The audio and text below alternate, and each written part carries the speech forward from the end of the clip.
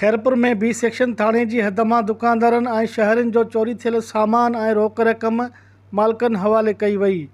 उन मौक़े ते सचल अंजुमन ताजरान जे सरपरस्त आला नज़ीर अहमद फुलपोटो हाफ़िन सां ॻाल्हाईंदे चयो त एसएसपी खैरपुर ज़फ़र इक़बाल मलिक सुठी रिवायत क़ाइमु कई आहे त जंहिं बि दुकानदार या शहरीअ जी